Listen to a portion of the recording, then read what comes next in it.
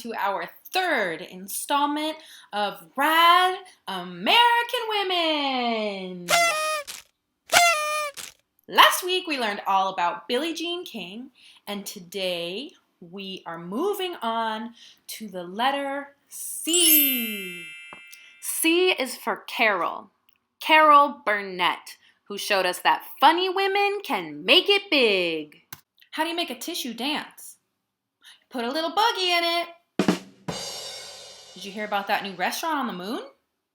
Great food, no atmosphere.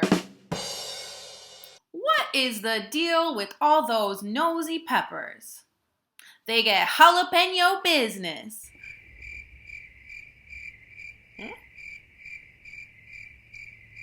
I think we can all agree that I'm no Carol Burnett. But we can all thank Carol for paving the way for funny women everywhere. There wasn't much to laugh about during Carol Burnett's childhood, but she managed anyhow, thanks to her great imagination and her quirky sense of humor. So Carol was born in Texas in 1933. Her parents had a hard time being parents. They didn't take very good care of her, and they fought a lot. So when Carol was 8 years old, she went to go live with her grandmother, who she called Nanny, in a one-room apartment in a run-down part of Hollywood, California.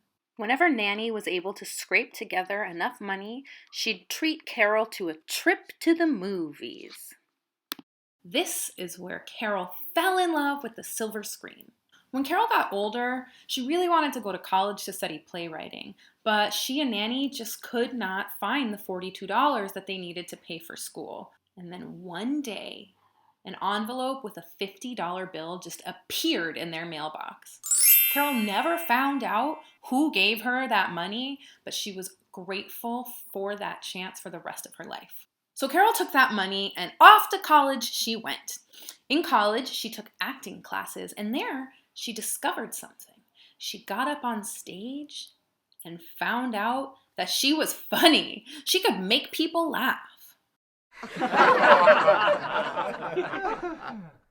On stage, she made her classmates laugh and laugh and laugh. All of a sudden, after so much coldness and emptiness in my life, I knew the sensation of all that warmth wrapping around me, Carol once explained. Carol had always been a shy, quiet girl, but in that moment, everything changed. Carol then moved to New York City, and she found work in musicals, in stage productions, and eventually on television.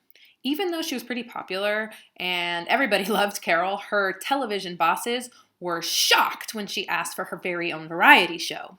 Back then, variety shows were the most popular kind of show on television, and the only people who had their own variety shows at the time were men.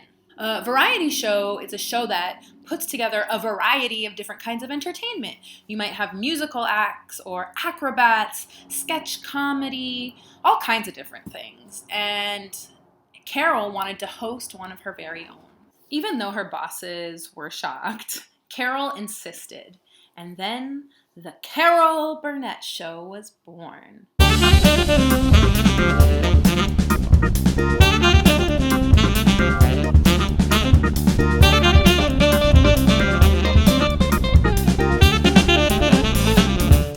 And do you know what? It was a smash hit. At the end of every episode, she would smile into the camera and pull on her left ear as a sign to her grandmother, Nanny, that everything was okay. The Carol Burnett Show was on television for 11 years. She won 25 awards, and that made her very famous, as well as a role model for women in comedy for years to come.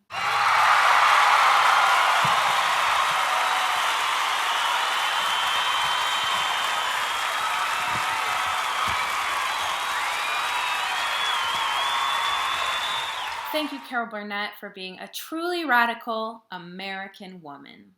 And this concludes our third installment of Rad American Women.